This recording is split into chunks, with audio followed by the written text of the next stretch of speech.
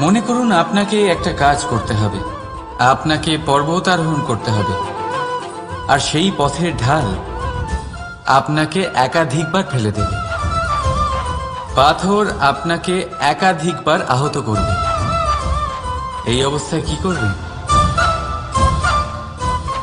সাধারণ মানুষ বেছে নেয় প্রতিশোধ।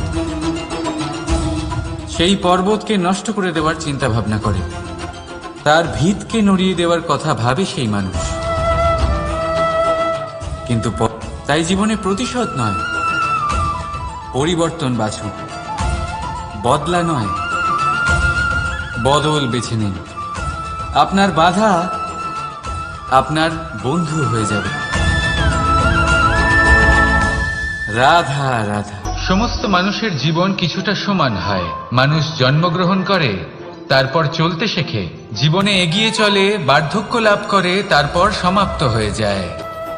কিন্তু সেই ব্যক্তিরা কারা যারা প্রকৃত অর্থে মনুষ্য জীবন যাপন করেন?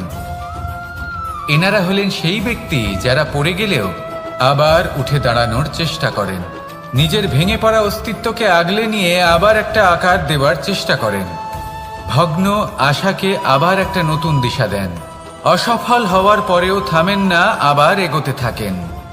অসফল হওয়ার পরে যদি আপনি থেমে যান, তাহলে সাফল্য আপনার সামনে অপেক্ষা করে, কিন্তু আপনি তা দেখতে পান না। তাই জীবনের সংঘর্ষে অংশগ্রহণ করতে শিখুন। জীবনের সংঘর্ষ থেকে পালাবেন না। আসুন আমার সাথে ভালোবেসে বলুন, রাধা রাধা। একবার একটা শেয়াল বনে বিচরণ করছিল। ও একটা ছোট্ট শাবক দেখতে পেল। ও ভাবল, আজ একেই আমি খাবার হিসেবে গ্রহণ করব। আশেপাশে দেখলো কেউ দেখছে না, তো কেউ ছিল না, আর সেই শাবকের ওপর আক্রমণ করল, যা হলো একটা ঘোর অপরাধ।